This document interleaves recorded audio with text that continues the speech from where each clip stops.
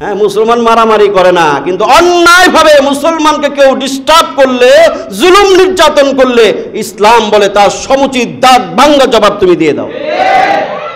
ওই যে হত্যাকাণ্ডের সমাধান আমরা বলি কিসাস। সোহাগের হত্যা দেখেছেন, নির্মম পৈশাচিক কায়দায় যে হত্যা, এই সকল বন্ধ হতে পারে একমাত্র কিসাসের মাধ্যমে। কোরআন সমাধান দিয়েছে, ওয়ালাকুম ফিল কিসাসি হায়াত, কিসাসের ভিতরে তোমাদের জীবন আছে। অর্থ কি, মর্মার্থ কি, ব্যাখ্যা কি? কিসাসের ভিতরে জীবন। কিসাস কি জিনিস? কিসাস মানে সম পরিমাণ শাস্তি। কেউ কাকে যেই পরিমাণ অন্যায়ভাবে, যতটুকু, যেইভাবে, যেই পদ্ধতিতে শাস্তি দেয়, ওই সেম পদ্ধতিতে ঠিক সম পরিমাণ শাস্তি দিয়ে তাকে সেইভাবে হত্যা করা, এটার নাম কিসাস। ইসলামী হুকুমত থাকলে আজকে সোহাগের হত্যাকারীদেরকে ঠিক সেইভাবে প্রস্তর নিক্ষেপ করে জনসম্মুখে হত্যা করা হতো। ওটা দেখে হাজারো সোহাগের হত্যাকারীরা সাবধান, সতর্ক হয়ে যেত। আসুন আমরা পরিচয় ঠিক করি, এবং যেই পরিচয় আমরা দুনিয়াতে পরিচিত হতে চাই এবং পরকালে কোন পরিচয় আমরা পরিচিত হতে চাই, সেই বিষয়ে আমরা সিদ্ধান্ত নেই এবং সেই বিষয়ের উপর আমরা নিজেদেরকে প্রস্তুত করি, তৈরি করি। পরকালে যে একটি পরিচয় চলে, সেই পরিচয়টি হচ্ছে ঈমান এবং ইসলামের পরিচয়। এছাড়া অন্য কোনো পরিচয় সেখানে টিকবেও না, চলবেও না, এবং সেই পরিচয় দিয়ে কোনো আল্লাহর সামনে পরিচয় দেওয়ার কোনো সুযোগও থাকবে না। যে পরিচয়টা আমরা সেখানে আল্লাহর সামনে দিতে পারবো, সেটাই হচ্ছে ঈমান এবং ইসলামের পরিচয়, এবং এটা আমাদের জাতীয় পরিচয়। পৃথিবীতে আমাদের জাতীয় পরিচয় হচ্ছে আমরা মুসলিম। এটা আমাদের জাতির পিতা হযরত ইব্রাহিম আলাইহিস সালাতু ওয়াস সালাম, তিনি আমাদেরকে এই পরিচয় পরিচিত করেছেন। এই নামে তিনি আমাদেরকে নামকরণ করেছেন। পিতা যেই নামে সন্তানকে নাম রাখে এবং সন্তান যদি সেই নামেই পরিচিত হয়, তাহলেই তো সে সুসন্তান। আর যদি পিতার পরিচয় পরিচিত না হয়, তাহলে সেটাকে সুসন্তান বলে না, কুসন্তান বলে।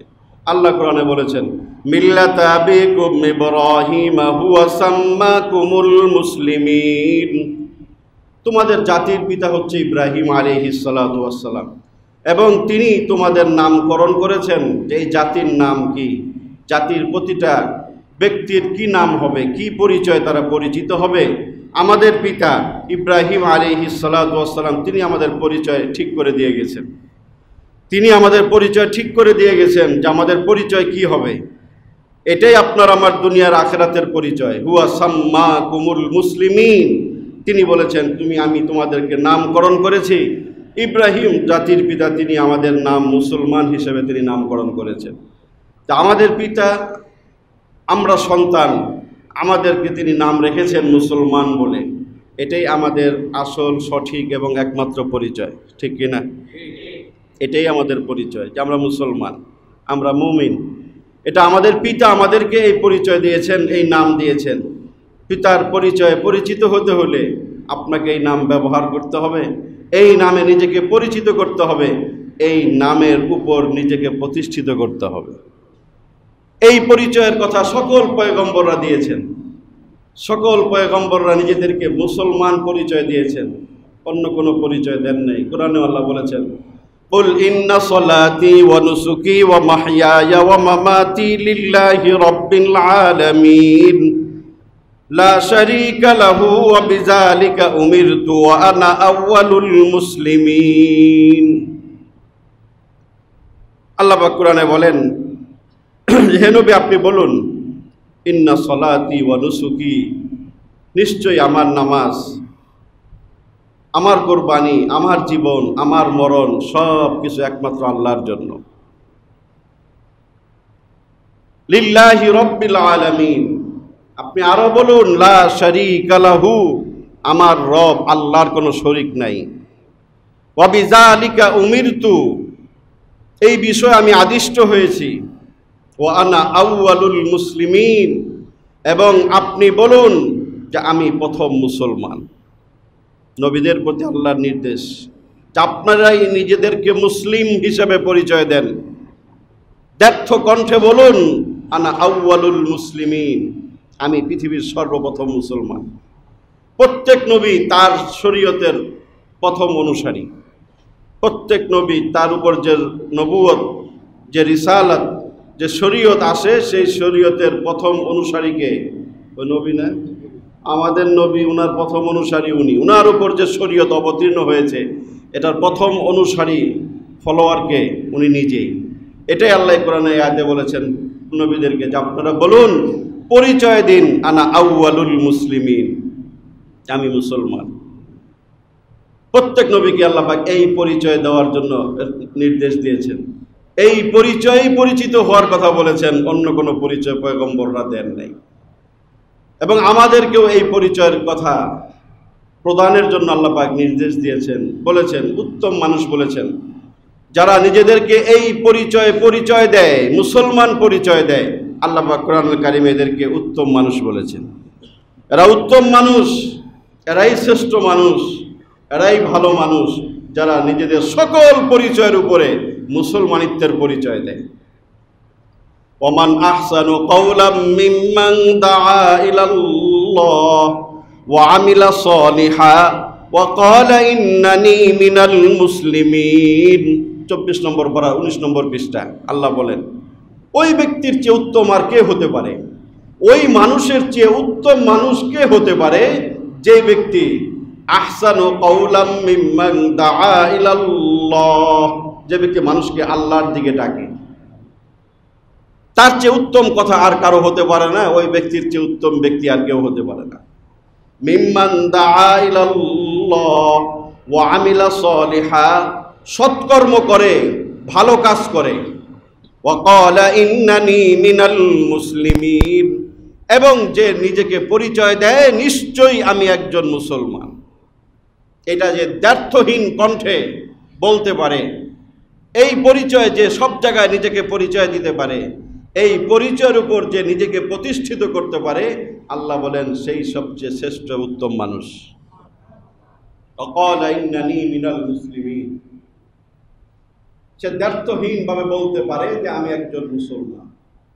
নিজের মুসলমানিত্বের পরিচয় কখনো গোপন করে না।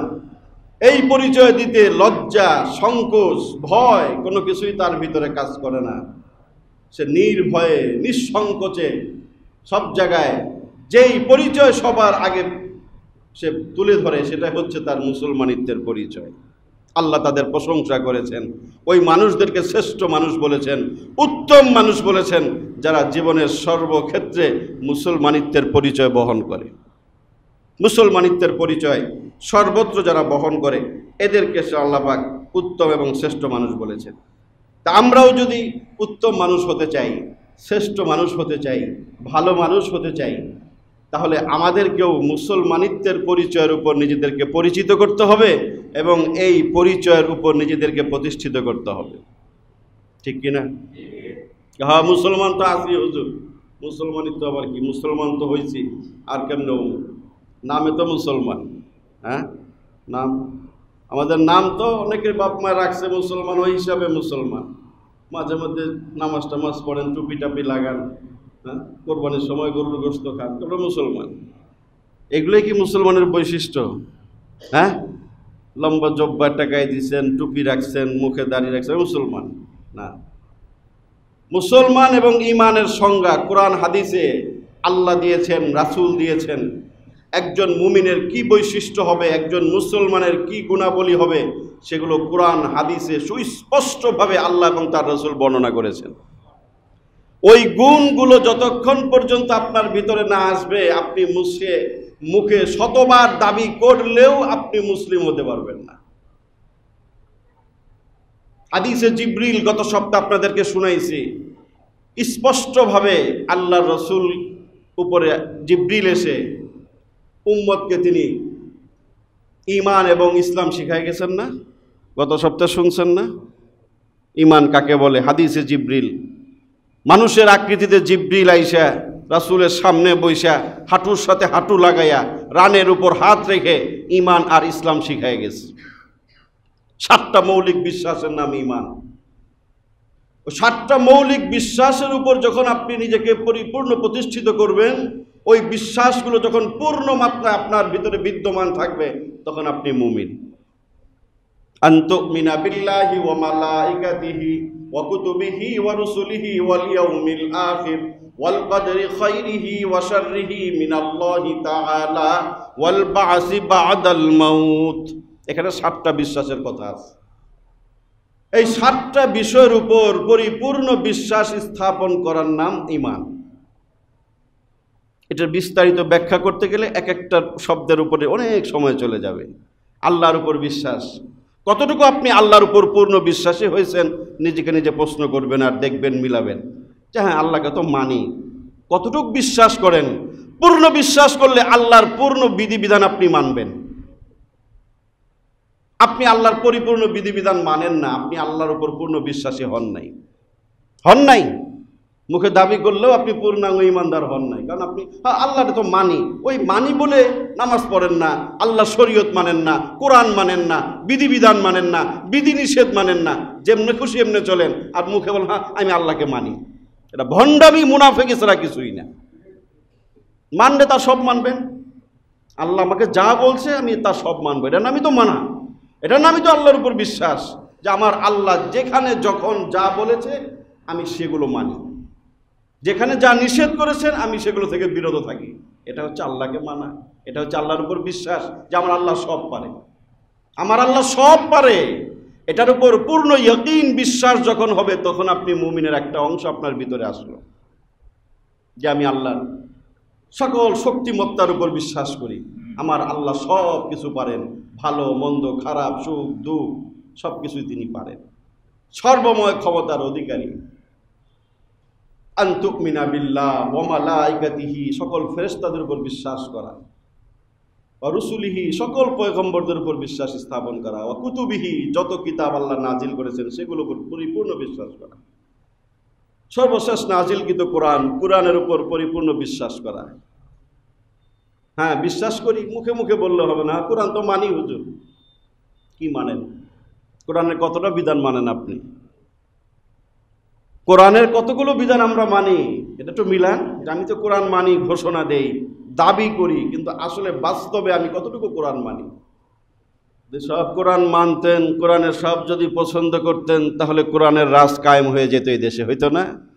90% মুসলমানের দেশে কোরআনী শাসন চলে না কেন? না হুজুর ওই শাসন তো চাই না, আমি তো অমুক দল করি, আছে না? আছে না? সিল মারেন না বিভিন্ন মার্কায়? তাহলে আপনি কোরআন মানলেন কই? কোরআন মানলেন কই? কোরআনে কি রাজনীতি নাই, রাষ্ট্রনীতি নাই? কিভাবে দেশ পরিচালিত হবে, কিভাবে সমাজ রাষ্ট্র চলবে, কিভাবে আইন আদালত চলবে, হাইকোর্ট সুপ্রিম কোর্ট চলবে, সেই বিধান কোরআনে নাই?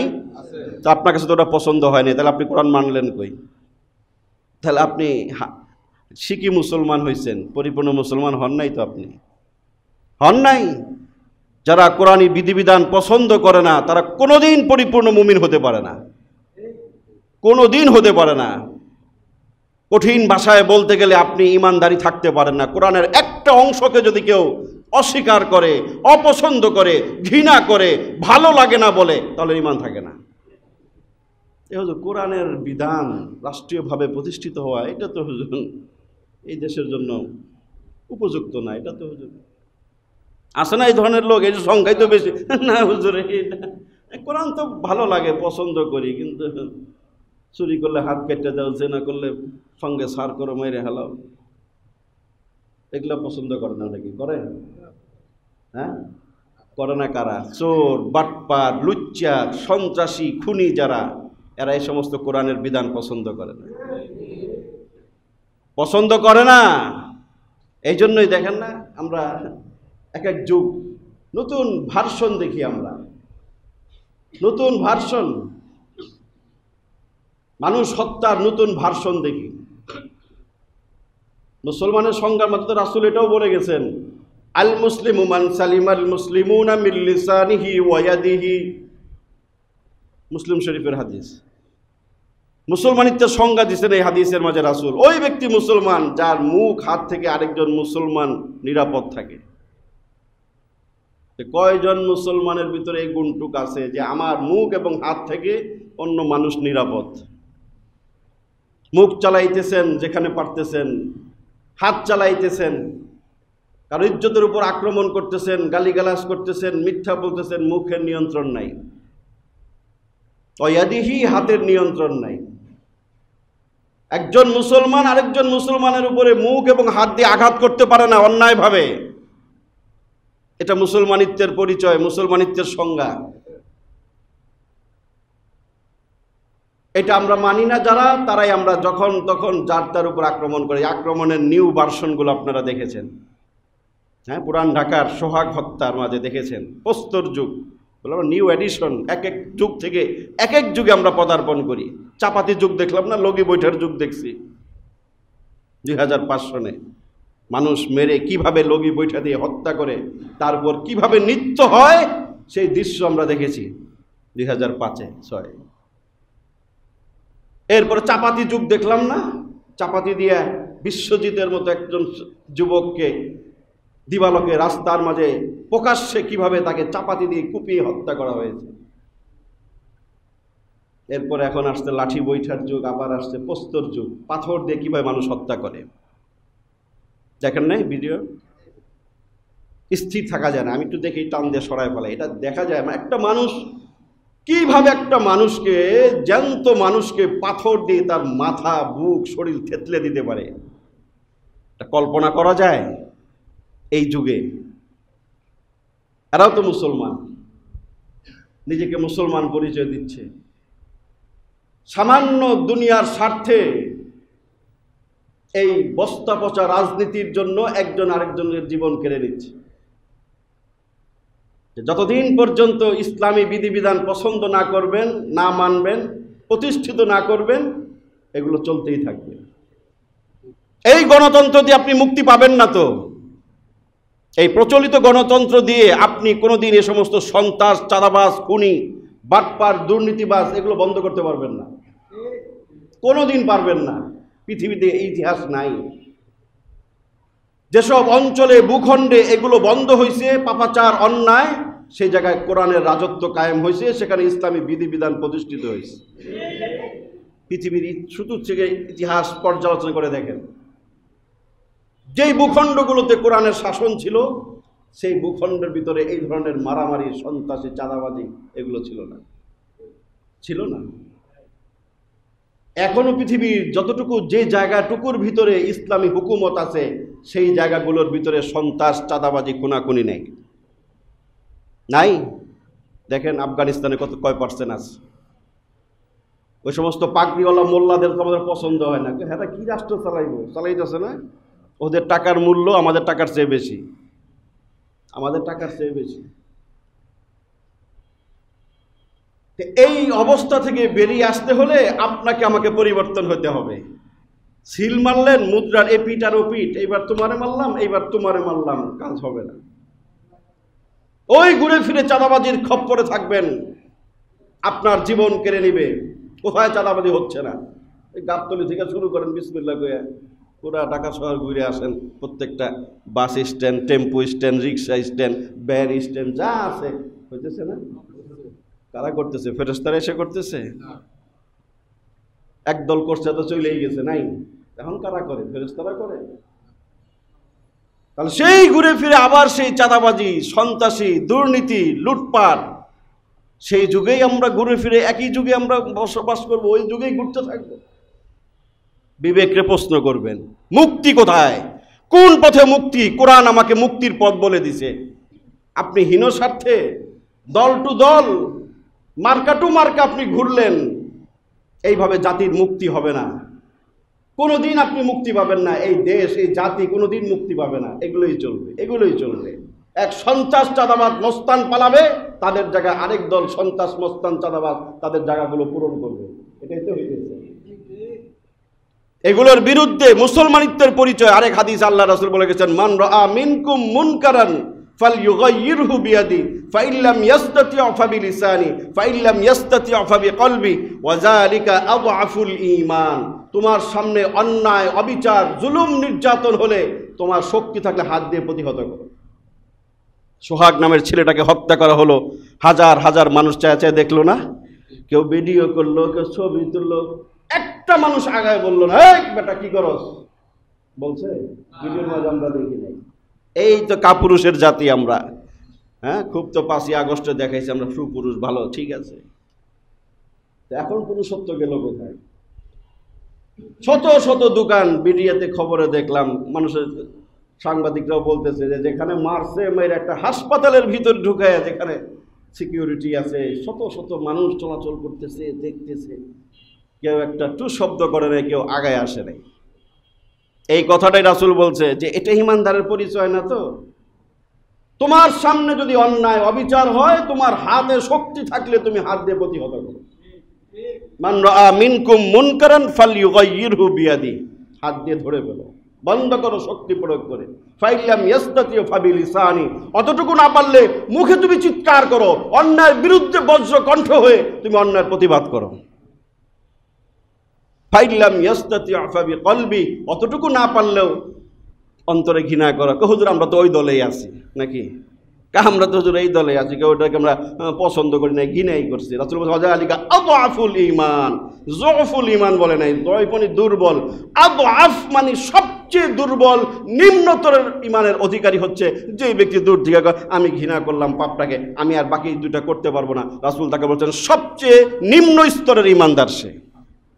আরবি গ্রামার খুলে দেখেন, আদআফ ইসমে তাফজিলের সিগা, সবচেয়ে দুর্বলতম ঈমানের অধিকারী ওই ব্যক্তি যে অন্যায় অবিচার দেখলে হাতেও বন্ধ করে না, মুখেও কিছু বলে না, খালি অন্তরে ঘৃণা পোষণ করে। রাসূল তাকে সবচেয়ে নিম্নতরের ঈমানদার বলছে। আমরা নিম্নতরের স্তরের ঈমানদারে বসবাস করতে, এই ঈমান নিয়ে কতটুকু কবরে যাওয়া যাবে, কতটুকু আল্লাহর সামনে এই পরিচয় পরিচিত হওয়া যাবে, একটু চিন্তা করে দেখবেন। আল্লাহ রাসূল আল্লাহ পাক কোরআনে স্পষ্ট করে বলেছেন, ইয়া আইয়ুহাল্লাযীনা আমানু দুখুলু ফিস-সিলমি কাফা। এই কে আছে একজন আমার রুমে একটা ঘড়ি আনো, কারেন্ট নাই, ঘড়ি সব বন্ধ, আমার রুমের থেকে ঘড়ি নিয়ে হাত ঘড়ি একটা।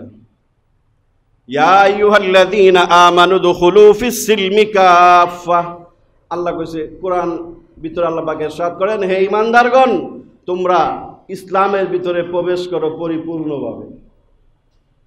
মুসলমানের দাবি করবা, পরিচয় দিবা, পরিপূর্ণ ইসলাম মানবা না, এটা হবে না। আল্লাহ বলছে ইসলামের পরিচয় দিতে হলে, মুসলমানিত্বের পরিচয় দিতে হলে উদখুলু ফিস-সিলমি কাফা, পরিপূর্ণভাবে তোমরা ইসলামের ভিতরে প্রবেশ করো। পরিপূর্ণ ইসলামের প্রবেশ অনেক ব্যাখ্যার দরকার নাই, মোট কথা, সহজ কথা, সংক্ষেপ কথা এটাই, ইসলামের পরিপূর্ণ বিধিবিধান আপনি মেনে চলবেন। আর ইসলামের পরিপূর্ণ বিধিবিধান হচ্ছে কোরআন হাদিস।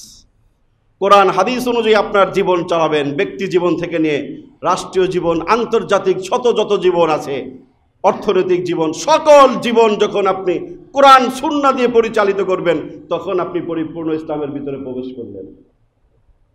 আপনার পরিবার, আপনার সামাজিকতা, আপনার রীতিনীতি, আপনার ব্যবসা বাণিজ্য, যা কিছু আছে, যত রকম জীবন আমরা যাপন করি, সব কিছুই যখন আমরা কোরআন এবং সুন্নাহ দিয়ে পরিচালনা করব, তখন আপনি ইসলামের ভিতরে পরিপূর্ণ প্রবেশ করলাম, তখন এটা প্রমাণিত হবে। আল্লাহ পাকে নির্দেশ দিয়েছে যে কিছু কিছু মানবা, কিছু কিছু মানবা না, এটা যেন না হয়, তোমাকে ইসলামের ভিতরে পরিপূর্ণভাবে প্রবেশ করতে হবে। আল্লাহ পাক আরেক আয়াতে বলেছেন যে মুসলমান না হয়ে মৃত্যুবরণ করো না, তাহলে কঠিন বিপদ। ইয়া আইয়ুহাল্লাযীনা আমানুত্তাকুল্লাহ হাক্কা তুকাতিহি ওয়া লা তামুতুন্না ইল্লা ওয়া আনতুম মুসলিমুন। আল্লাহ বলেন, হে ঈমানদারগণ তোমরা আল্লাহকে পরিপূর্ণ ভয় করো, ইত্তাকুল্লাহ হাক্কা তুকাতিহি ওয়া লা তামুতুন্না ইল্লা ওয়া আনতুম মুসলিমুন, এবং তোমরা মুসলমান না হয়ে মরো না। কঠিন বিপদ। মুসলমানের পরিচয় নিজেকে পরিচিত বানাও, ওই পরিচয় নিয়ে কবরে যাও। আল্লাহর সামনে যদি ওই পরিচয় নিয়ে তুমি দাঁড়াইতে পারো, তাহলে তোমার দুনিয়া আখিরাত কামিয়াব। এই জন্য বন্ধুরা আমার, আসুন পরিচয় ঠিক করি, ঈমান এবং ইসলাম, মুমিন আর মুসলমান, এই পরিচয়ে নিজেদেরকে পরিচিত করি, এই দুটি গুণে নিজেদেরকে গুণান্বিত করি, তাহলে কি হবে? কোরআন আল্লাহ বলেছেন, কোরআনে সূরাতুন নাহল 97 নম্বর আয়াতে বলেছেন যে আপনি যদি ঈমান এবং ইসলামের উপর প্রতিষ্ঠিত হতে পারেন, এই দুইটা পরিচয়ে যদি নিজেকে পরিচিত করতে পারেন, এই দুটি গুণে যদি নিজেকে গুণান্বিত করতে পারেন, তাহলে আপনার কি ফায়দা হবে, উপকার হবে, সেটা আল্লাহ পাক কোরআন এবং রাসূল হাদিসের মাঝে বিভিন্ন জায়গায় বলে গেছেন। দুনিয়া আখিরাতে দুই জায়গায় কল্যাণ চাই, দুই জায়গায় সফলতা চাই, দুই জায়গায় সুখ শান্তি চাই, এমন মানুষ কম না বেশি? বুঝেন নাই আমার বাংলা? দুনিয়া দুই জগতেই ভালো থাকতে চান কারা কারা? হ্যাঁ, আমরা সবাই চাই না? হ্যাঁ, ওই জগতেও চাই, এই জগতেও চাই, সমস্যা নাই তো, যেন আমি দুই জগতে ভালো থাকলাম। দুই জগতে আমরা ভালো থাকতে চাই, দুই জগতে ভালো থাকার দোয়া আল্লাহ কোরআনে শিখাইছে, রব্বানা আতিনা ফিদ দুনিয়া হাসানা ওয়া ফিল আখিরাতি হাসানা। আল্লাহও চায় যে তুমি দুই জগতে ভালো থাকো, এই জন্য আল্লাহ তুমি দোয়া শিখাইছে। আগে দুনিয়ার কথা কইছে, আল্লাহ দুনিয়াতে কল্যাণ দেন, বরকত দেন, সফলতা কামিয়াবি দেন, ওয়া ফিল আখিরাতি হাসানা, পরকালেও দেন। দুইটা চাইতে তো সমস্যা নাই, দুই জায়গায় ভালো থাকতে তো সমস্যা নাই, আল্লাহ তোটা দিতে রাজি। দুই জায়গায় যদি আপনি ভালো থাকতে চান, সফলতা চান, তাহলে আল্লাহ পাক কোরআনে আয়াতে মাঝে বলেছেন ওই যে দুইটা শর্ত আপনাকে পূরণ করতে হবে, ঈমান এবং ইসলাম। মুসলমানিত্ব আর ঈমানদারি, এই দুইটা জিনিসের উপর আপনাকে প্রতিষ্ঠিত থাকতে হবে, তাহলে দুনিয়া আখিরাত দুই জগতেই আল্লাহ পাক আপনাকে সুখ শান্তির ব্যবস্থা করে দিবেন। মান আমিলা সালিহাম মিন যাকারিন আও উনসা ওয়া হুয়া মুমিন ফালানুহয়িয়ান্নাহু হায়াতান তাইয়্যিবাহ ওয়া লানাজজিয়ান্নাহুম আজরাহুম বিআহসানি মা কানু ইয়ামালুন। সূরাতুন নাহলের ৯৭ নম্বর আয়াতে স্পষ্ট করে আল্লাহ বলেছেন, মান আমিলা সালিহাম মিন যাকারিন আও উনসা ওয়া হুয়া মুমিন, যে ব্যক্তি ঈমানদারির সাথে, পরিপূর্ণ ঈমানের সাথে নেক আমল করবে, আমলে সালেহ করবে। গত সপ্তাহে বলছি না, কিছু বিশুদ্ধ আকীদা বিশ্বাসের নাম ঈমান, আর আমলে সালেহ সৎকর্ম প্র্যাকটিস করা, ইসলাম ব্যবহারিক জীবনে ইসলাম মেনে চলা, এটাকে ইসলাম বলে। ব্যবহারিক জীবনে কতগুলো বিধিবিধান পালন করা, ওই ৬টা বিষয় হাদিসে জিবরিল মাঝে বলছে, আন তুমিনা বিল্লাহি ওয়া মালাইকাতিহি ওয়া আন্না রাসূলুল্লাহ সাল্লাল্লাহু আলাইহি সাল্লাম ওয়া তুকিমাস সালাহ ওয়া তুআদ্দিয়াজ যাকাত ওয়া তাসুমা রমাযান ওয়া তাহুজ্জাল বাইত। আমলে সালেহের নাম ইসলাম, আকীদা বিশ্বাসের নাম ঈমান। সংক্ষেপে মনে রাখবেন, তো নির্দিষ্ট কিছু আকীদা বিশ্বাসের নাম ঈমান, আর নির্দিষ্ট কিছু আমলে সালেহ সৎকর্ম, কিছু বিধিবিধান পালনের নাম হচ্ছে ইসলাম। এই দুটার কথাই আল্লাহ এই আয়াতের ভিতরে বলছেন। এই দুটার উপরেই দুনিয়া আখিরাতের কল্যাণ, সফলতা, ব্যর্থতা নির্ভর। মান আমিলা সালিহাম মিন যাকারিন আও উনসা ওয়া হুয়া মুমিন, যে ব্যক্তি ঈমানদারির সাথে, পরিপূর্ণ বিশ্বাস ঠিক আছে, আকীদা বিশ্বাসে কোনো গলতি নাই, যেইভাবে আহলুস সুন্নাত ওয়াল জামাতের আকীদা বিশ্বাস যেমনটা হওয়া উচিত, ওই আকীদা বিশ্বাসের মধ্যে চুল পরিমাণ ভেজাল নাই, সঠিক আকীদা বিশ্বাস। তার পাশাপাশি আমলে সালেহ করে, সৎকর্ম করে, নামাজ পড়ে, রোজা রাখে, হজ করে, যাকাত, দান সদকা, সত্য কথা বলে, মিথ্যা পরিত্যাগ করে, ঘুষ দুর্নীতি করে না, অন্যায় অবিচার করে না, জুলুম নির্যাতন করে না, মানুষের হক নষ্ট করে না, এই আমলে সালেহগুলো করে। এই দুইটা কাজ কুরআন জুড়ে খালি এই দুইটা কাজের কথাই কইছে, ঈমান ঠিক করো, আমল ঠিক করো, ঈমান ঠিক করো, আমল ঠিক করো। এই দুইটা যদি ঠিক হয়, আল্লাহ এই আয়াতের ভিতরে বলেছেন, প্রথমেই বলেছেন ফালানুহয়িয়ান্নাহু হায়াতান তাইয়্যিবাহ, অবশ্যই আমি তোমাকে দুনিয়াতে একটি শান্তিময় সুখের জীবন দান করব। দুনিয়াটা আগে দিবেন, ফালানুহয়িয়ান্নাহু হায়াতান তাইয়্যিবাহ, পুত পবিত্র সুন্দর নিরাপদ একটা জীবন তোমাকে আমি দান করব। এটা হচ্ছে দুনিয়ার পুরস্কার। এরপরের অংশে বলেন, ওয়ালা নাজজিয়ান্নাহুম আজরাহুম বিআহসানি মা কানু ইয়ামালুন, পরকালে তোমার জন্য তুমি যেই আমলে সালেহগুলো দুনিয়াতে করবা, যেই ভালো কাজগুলো তুমি দুনিয়াতে করে যাবা, এর উত্তম বিনিময় পুরস্কার আমি আল্লাহ তোমাকে দান করব। এর ব্যাখ্যা মুফাসসিরিনে কেরাম বলেন, আল্লাহ এখানে স্পষ্ট করে নাই যে কি যে দিব, ঈমান আর আমল ঠিক করে যাইতে পারলে এটা কল্পনাও করতে পারবে না যে আল্লাহ কি পুরস্কারটা দিব। কিছু কল্পনা আমরা করতে পারি, ধারণা যে আল্লাহ আপনাকে মাফ করে দিবেন, আল্লাহ আপনাকে জান্নাত দিবেন, ইত্যাদি ইত্যাদি। আরও যে কি দিবেন এটা আল্লাহই জানে। এরকমভাবে সব জায়গাগুলোতে এই দুই শর্ত যারা পুরা করে তাদের সুসংবাদ দিয়েছেন। ওয়াবাশশিরিল্লাযীনা আমানু ওয়া আমিলুস সলিহাতি আন্না লাহুম জান্নাতিন তাজরি মিন তাহতিহাল আনহার কুল্লামা রুযিকু মিনহা মিন সামারাতির রিজকা ক্বালু হাযাল্লাযী রুযিকনা মিন ক্বাবল ওয়া উতু বিহি মুতাশাবিহা ওয়া লাহুম ফিহা আজওয়াজুম মুতাহহারা। সূরা বাকারা 25 নম্বর আয়াত। এখানে আল্লাহ বলেন বাশশির, সুসংবাদ শোনায় দাও। বাশশিরিল্লাযীনা আমানু ওয়া আমিলুস সলিহাত, ওই মুমিন মুসলমানদেরকে সুসংবাদ দাও যার ঈমান আকীদা বিশ্বাস ঠিক, আমলে সলেহ করছে, তাকে সুসংবাদ দাও আমি তার জন্য জান্নাত তৈরি করে রাখছি। তাজরি মিন তাহতিহাল আনহার কুল্লামা রুযিকু, যখন তাকে জান্নাতে রিজিক দেওয়া হবে, খাবার দেওয়া হবে, তখন সে দেখে এই সব একই রকম খাবার। কুল্লামা রুযিকু মিনহা মিন সামারাতির রিজকা ক্বালু হাযাল্লাযী রুযিকনা মিন ক্বাবল, জান্নাতের খাবারগুলো সাদৃশ্যপূর্ণ হবে,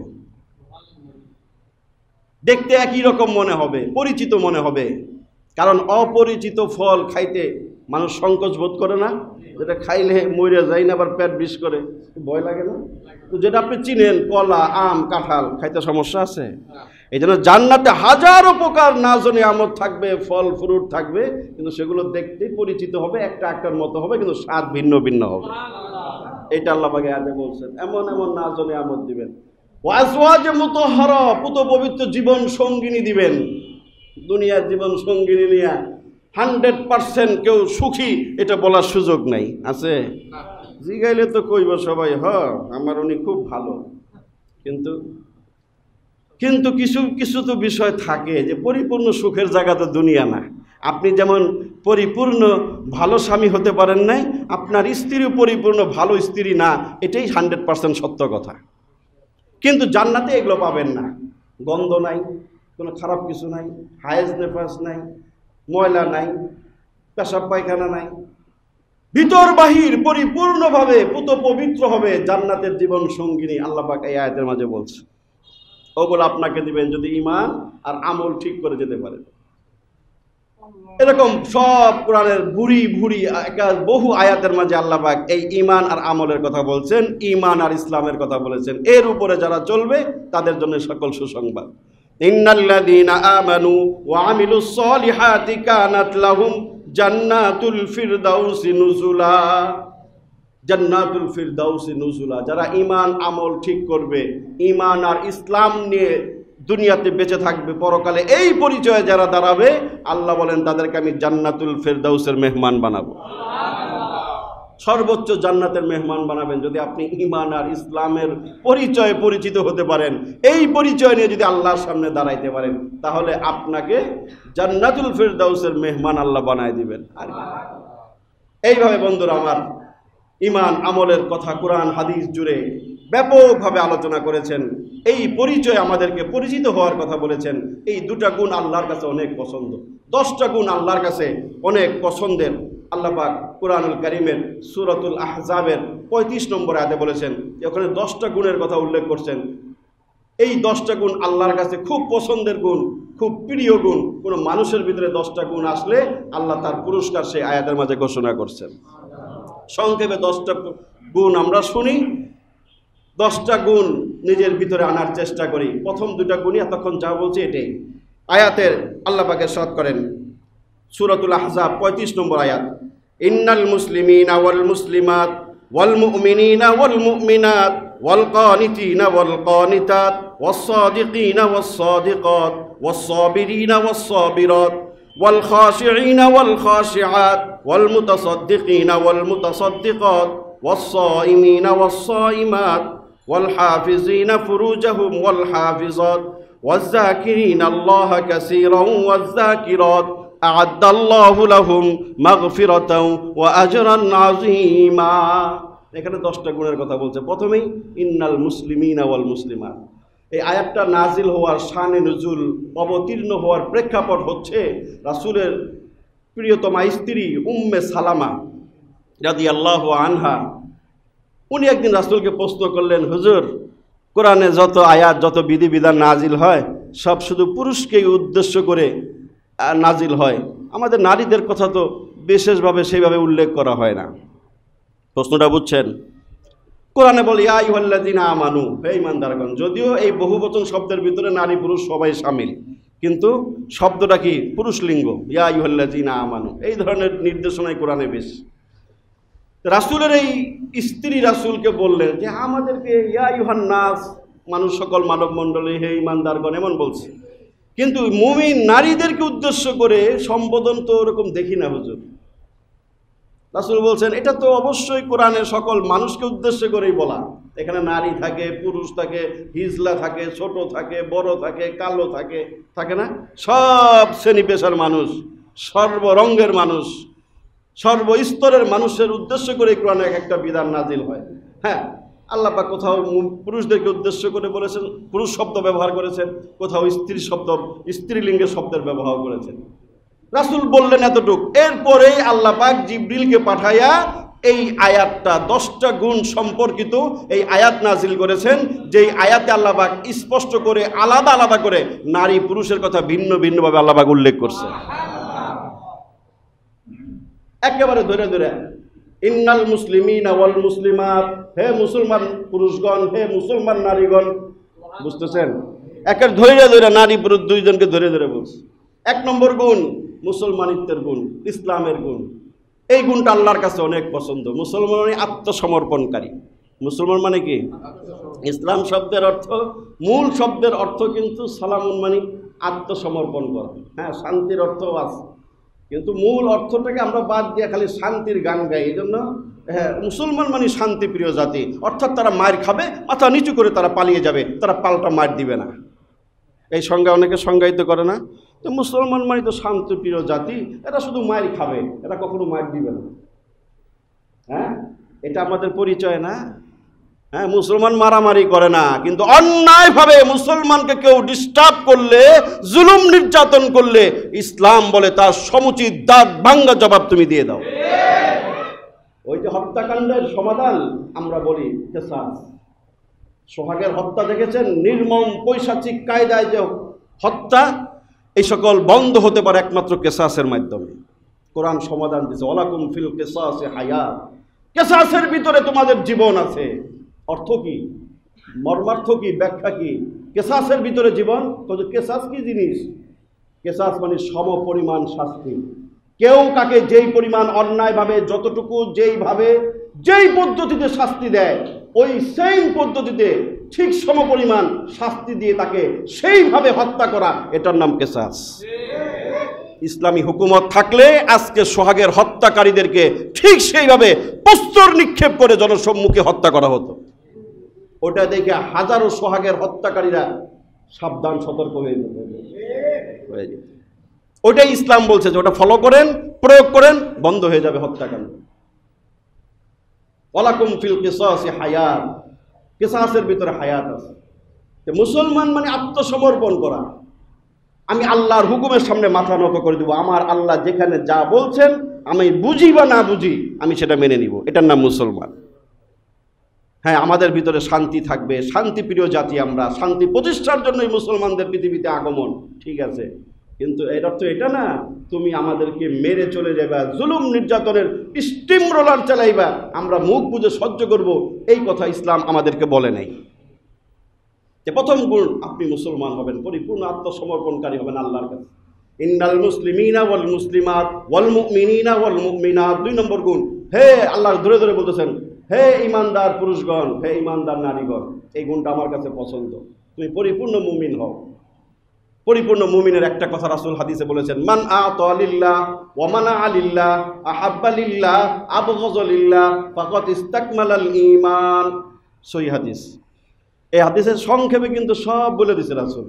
তুমি তোমার ভালোবাসা, তোমার ক্রোধ, রাগ, গুসা, খারাপ লাগা সব কিছু যখন আল্লাহর জন্য হবে, অমানা আলিল্লাহ আত আলিল্লাহ, কোনো কিছু দান করা আল্লাহর জন্য হবে।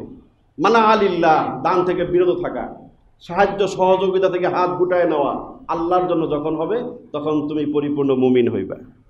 4টা কথা বলছেন, খুবই দামি। এটার ভিতরে অনেক কিছু লুকায়িত আছে। আপনার যত ভালো লাগা আছে সব কিছু আল্লাহর জন্য হইতে হবে। আমি ওই অমুকরে ভালোবাসি, ওই দল ভালোবাসি, ওটা ভালোবাসি, এটা ভালোবাসি, সব ভালোবাসা কার জন্য হবে? যে আল্লাহর অনুমতি আছে কিনা এই জায়গায় ভালোবাসার, এইটা দেখে দেখে যারা ভালোবাসার জয়গান গাবে, আল্লাহর নির্দেশিত পন্থায় যারা ভালোবাসবে মানুষকে, সমাজে, রাষ্ট্রে, সব জায়গায় তার ভালোবাসাটা কাজ করবে আল্লাহর জন্য, সে পরিপূর্ণ মুমিন হতে পারবে। এবং আবগাযালিল্লাহ, ঘৃণা, গুসা, ক্রোধ আল্লাহর জন্য। তুই আল্লাহর দুশমন, তোর আমি ভালোবাসি না। রাসূলের দুশমন, তোরে ভালোবাসি না। ইসলামের দুশমন, মসজিদের দুশমন, আলেম ওলামার দুশমন, তোর সাথে আমার সম্পর্ক নাই। এটা বলছে যে ক্রোধ, গুসা, খারাপ লাগা আল্লাহর জন্য হইতে হবে। আমরা দুনিয়ার স্বার্থে ভালো লাগে, দুনিয়ার স্বার্থে খারাপ লাগে না। হ্যাঁ আমার জ্ঞাতি গোষ্ঠী ভাই, হ্যাঁ আমার দেশি ভাই, হ্যাঁ আমার দলের ভাই, অমুক ভাই, তমুক ভাই, এগুলোই চলে আমাদের ভিতরে। এখানে রাসূল মানদণ্ড দিয়ে দিয়েছেন, ভালোবাসাটা আল্লাহর জন্য বানায় ফেলাও, ভালো না লাগাটা এটাও আল্লাহর জন্য বানাও। দান সৎকার, কাউকে সাহায্য করা, সহযোগিতা করা আল্লাহর জন্য বানাও। যেখানে আল্লাহ সাহায্য করতে কইছে কিনা, মাদ্রাসা 1 টাকা দেও না, মসজিদে হাফ প্যান্ট পরে ফুটবল টুর্নামেন্টে তুমি দাও টাকা হাজার হাজার, আছে না এরকম? নাচ গানের অনুষ্ঠানে তুমি টাকা দিতেছো, স্পন্সর করতেছো, টাকা কোথায় দিতে হয় তুমি জানো না। তুমি আল্লাহর জন্য দান করা শিখো নাই, তুমি মুমিন হতে পারো নাই। ওমানা আলিল্লাহ, কোথায় দেওয়া যাবে না, কোথায় নিষেধ করতে হবে, এই বিষয়গুলো যখন আপনি বুঝে যখন আপনি জীবনে প্র্যাকটিস করবেন, রাসূল বলে গেছেন ফাকাদ ইস্তাকমালাল ঈমান, সে অবশ্যই পরিপূর্ণ ঈমানদার হয়ে গেল। যে দুইটা গুণ মুসলমান, 1 নম্বরে বলছে ইন্নাল মুসলিমিনা ওয়াল মুসলিমাত, 2 নম্বরে ওয়াল মুমিনিনা ওয়াল মুমিনাত, ঈমানদারির গুণ। 3 নম্বর ওয়াল কানিতিনা ওয়াল কানিতাত, অনুগত বান্দা বান্দি, এদেরকে আল্লাহ পছন্দ করেন। অনুগত, আল্লাহর সামনে আপনি অনুগত হবেন, এদেরকে আল্লাহ পছন্দ করেন, ভালোবাসেন। ব্যাখ্যার সুযোগ নেই, তর্জমাগুলো বলে দিচ্ছি। ওয়াল কানিতিনা ওয়াল কানিতাত ওয়াস সাদিকিনা ওয়াস সাদিকাত, সত্যবাদী নারী, সত্যবাদী পুরুষ, এদেরকে আল্লাহ ভালোবাসেন। সততার গুণ আনুন, সত্যতার গুণ আনুন, সত্যবাদীদের সাথে থাকুন। কোরআন আল্লাহ বলছেন ওয়াকুনু মা'আস সাদিকিন, সত্য কথা বলো, সব জায়গায় সততা বজায় রাখো, সত্যবাদী মানুষের সাথে চলো, মিথ্যা পরিহার করো, মিথ্যাবাদীদেরকে বর্জন করো। অসাবিরিনা ওয়াসাবিরাত, ধৈর্যশীল নারী, ধৈর্যশীল পুরুষ, এদেরকে আল্লাহ ভালোবাসেন। ধৈর্যের গুণ আল্লাহর কাছে অনেক পছন্দের গুণ। ওয়াসাবিরিনা ওয়াসাবিরাতি ওয়াল খাশিঈনা ওয়াল খাশিআত, বিনয়ী নারী, বিনয়ী পুরুষ আল্লাহ ভালোবাসেন। আপনি বিনয়ী হওয়ার চেষ্টা করেন। যে যত আল্লাহর জন্য বিনয়ী হয়, আল্লাহ তত তার মর্যাদা বাড়ায় দেয়। হাদিসে রাসূল বলছেন মান তাওয়াযা লিল্লাহ রাফাআহুল্লাহ। একজন অন্যায়ভাবে আপনাকে একটা গালি দিছে, অন্যায় আচরণ করছে, আপনি যদি বিনয়ী হন, নম্রতার, সভ্যতার পরিচয় দিয়ে নিজেকে যদি আপনি প্রতিষ্ঠিত রাখতে পারেন, আল্লাহ রাসূল বলেছেন আল্লাহ আপনার মর্যাদা বাড়ায় দিবেন। বিনয়ীদের মর্যাদা আল্লাহ বাড়ায়। আপনি অহংকারী হবেন, দাম্ভিক হবেন, একদিন আপনার মাথা চূর্ণ বিচূর্ণ করে দিবেন আল্লাহ, এটা মনে রাখবেন। অহংকারীদেরকে আল্লাহ দেখতে পারেন না, পছন্দ করেন না। বিনয়ী যারা, এদেরকে আল্লাহ পছন্দ করে। এই আয়াতের মাঝে আল্লাহ পাক এই কথাই বলেছেন ওয়াল খাশিঈনা ওয়াল খাশিআত ওয়াল মুতাসাদ্দিকিনা ওয়াল মুতাসাদ্দিকাত, দানশীল পুরুষ, দানশীল নারী, এদেরকে আল্লাহ ভালোবাসেন। আলাদা আলাদা করে বলছেন পুরুষ আর নারীদেরকে। যারা দান সদকা করে যথোপযুক্ত জায়গায়, কোরআন হাদিস নির্দেশিত জায়গায় যারা দান সদকা করে নিয়মিত, এদেরকে আল্লাহ ভালোবাসেন। ওয়াস-সাইমিনা ওয়াস-সাইমাত, যারা নিয়মিত রোজার আমল করে, ফরজ রোজা, ওয়াজিব রোজা, সুন্নত রোজা, নফল রোজা, রোজাকে যারা ভালোবাসে, এই গুণে যারা গুণান্বিত হয়, এদেরকে আল্লাহ ভালোবাসেন। ওয়াল হাফিজিনা ফুরুজাহুম ওয়াল হাফিজাত, যে সমস্ত পুরুষরা নিজের লজ্জাস্থানের হেফাজত করে, যে সকল নারীরা নিজেদের লজ্জাস্থান, ইজ্জত আবরুর হেফাজত করে, এদেরকে আল্লাহ ভালোবাসেন। ওয়াজ-জাকিরিনাল্লাহা কাসীরান ওয়াজ-জাকিরাত, যে সমস্ত পুরুষরা বেশি বেশি আল্লাহর জিকির করে, যে সকল নারীরা বেশি বেশি আল্লাহর জিকির করে, এদেরকে আল্লাহ ভালোবাসেন। 10 গুণ। এরপর আল্লাহ বলেন আ'আদ্দাল্লাহু লাহুম মাগফিরাতান, এদের জন্য আমি ক্ষমার ঘোষণা করে দিলাম। আ'আদ্দাল্লাহু লাহুম মাগফিরাতান ওয়া আজরান আযীমা, এবং পরকালে তাদেরকে আমি মহা পুরস্কার প্রতিদান দান করব।